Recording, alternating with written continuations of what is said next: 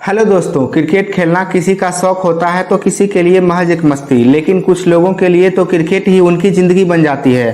हर एक क्रिकेट प्रेमी जब क्रिकेट खेलने मैदान में उतरता है, चाहे वो खिलाड़ी बैट्समैन हो या बॉलर या ऑलराउंडर हो, सबकी आंखों में एक अलग सी चमक, शरीर में गजब की फुर्ती और बाजुओं में बेमिसाल ताकत का संचार होता है। सबके मन में बस एक ही ख्याल होता है कि आज जब मैदान से बाहर आना है तो कुछ ऐसा करके आना है कि उपस्थित तमाम दर्शकों की जुबान पर बस मेरा ही नाम हो। लेकिन उन सभी खिलाड़ियों में एक बात कॉमन होता है कि सभी जीवन में कभी भी एक मैच नीली जर्सी में खुद को देखना चाहते हैं, जीते जी बस एक बार देश के लिए खेलना चाहते हैं। ये सौभाग्य भले ही सबों को प्राप्त नहीं होता, लेकिन जिनका मेहनत उस लेवल का होता है उन्हें यह मौका जरूर मिलता है। कहते हैं कि थाम लिया है बैट हाथ में, अब तो महासमर होगा, करेंगे विस्फोटक बल्लेबाजी, हर बॉल बाउंड्री से बाहर होगा। ये लाइनें समर्पित है हम सबके चहेते भारत के हरफन मौला ऑलराउंडर हार्दिक पांड्या को, जिन्होंने एक छोटे से कस्बे से आकर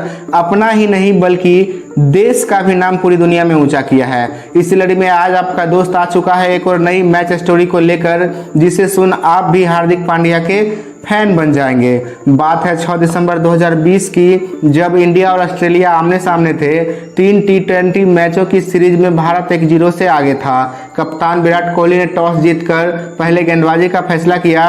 पहले बल्लेबाजी करते हुए टीम ऑस्ट्रेलिया ने मैथ्यू वेड के शानदार 32 गेंदों में 58 और स्टीव स्मिथ के 38 गेंदों में 46 रनों की बदौलत 5 विकेट पर 194 रन बना लिए और भारत के सामने जीत के लिए 195 रनों का लक्ष्य रखा। भारत के सलामी बल्लेबाज केएल राहुल और शिखर धवन क्रीज पर थे। लक्ष्य बड़ा था और सामने थी ऑस्ट्रेलिया की खतरनाक गेंदबाजी आक्रमण के साथ डेनियल सैम्स।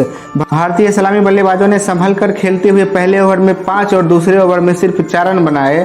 तीसरे ओवर लेकर आए एंड्रू टाई। टीम इंडिया ने पिछले 2 ओवरों में कोई बाउंड्री नहीं लगाया।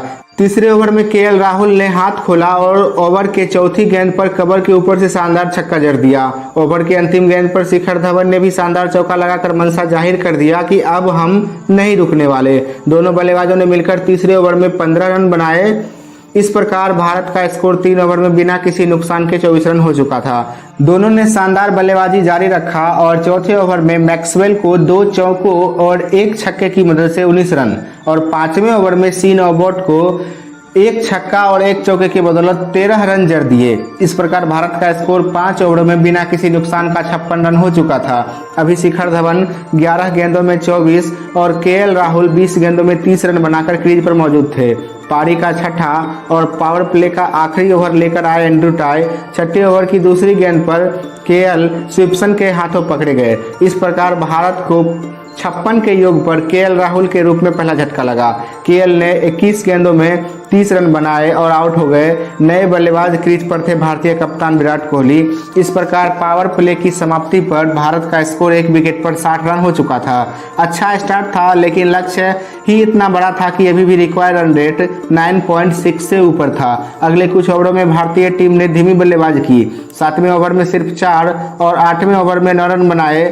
रिक्वायर्ड रन रेट अब ऊपर जाने लगा था। इस प्रकार 10 ओवर की समाप्ति के बाद टीम इंडिया का स्कोर 1 विकेट पर 86 रन था। रिक्वायर्ड रन रेट अब 11 रन प्रति ओवर से ऊपर हो चुका था। पारी के 11वें ओवर में स्विप्सन ने सिर्फ 8 रन दिए और इस प्रकार टीम इंडिया अब मुश्किल में पड़ती नजर आ रही थी। धवन ने स्विप्सन के गेंद पर एक क्विक सिंगल लेकर अपना अर्धशतक पूरा किया। 12वें ओवर के दूसरी गेंद पर मिड विकेट के ऊपर से छक्का लगाने के क्रम में शिखर धवन जेम्पा की गेंद पर स्विप्सन के हाथों पकड़े गए। इस प्रकार 95 के योग पर शिखर धवन के रूप में भारत को दूसरा झटका लगा। नए बल्लेबाज आए थे संजू सैमसन। अभी भारत को 48 गेंदों में 90 रनों की जरूरत थी। दोनों बल्लेबाजों ने खुलकर खेलना शुरू किया। सैमसन ने शॉर्ट बॉल को लंबा छक्का लगाकर दिखा दिया कि अभी वे शानदार फॉर्म में हैं, लेकिन 14वीं ओवर के चौथी गेंद पर सैमसन स्विप्सन के शिकार हो गए। उन्होंने 10 गेंदों में 1 छक्का और 1 चौके की मदद से 15 रन बनाए। अब भारत का स्कोर 3 विकेट पर 120 रन था। मैदान पर थे नए बल्लेबाज हार्दिक पांड्या। 15वें ओवर में विराट कोहली एंड्रू टाई को 1 छक्का और 2 चौके की मदद से 18 रन जड़ दिए। अभी भारत का स्कोर 15 ओवर में 141 पर 3 था। दोनों बल्लेबाज आसानी से टीम को लक्ष्य की ओर लेकर जा रहे थे कि 17वीं ओवर के पहली ही गेंद पर विराट कोहली डेनियल सैम्स के शिकार हो गए। विराट ने 24 गेंदों में 2 चौके और 2 छक्के की मदद से 40 रन बनाए। अभी भारत का स्कोर 17 ओवरों में 158 पर 4 था। जीत के लिए अभी 18 गेंदों पर 37 रनों की जरूरत थी। लक्ष्य मुश्किल था, लेकिन अभी हार्दिक पांड्या शो बाकी था। नए बल्लेबाज श्रेयस अय्यर ने 18वें ओवर में जंपा को 1 छक्के और 1 चौके की मदद से 12 रन जोड़कर लक्ष्य को थोड़ा और नजदीक ला दिया। अब भारत को जीत के लिए 12 गेंदों में 25 रनों की जरूरत थी।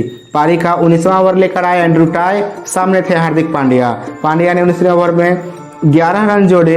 अब भारत को जीत के लिए 6 गेंदों पर 14 रनों की जरूरत थी।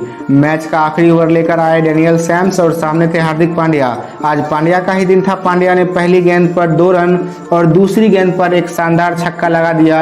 अब भारत को जीत के लिए 3 गेंदों में 6 रनों की जरूरत थी।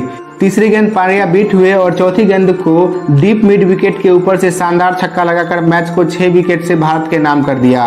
इस प्रकार हार्दिक पांड्या ने 22 गेंदों में 42 रन बनाकर मुश्किल लग रहे लक्ष्य को आसान बना दिया।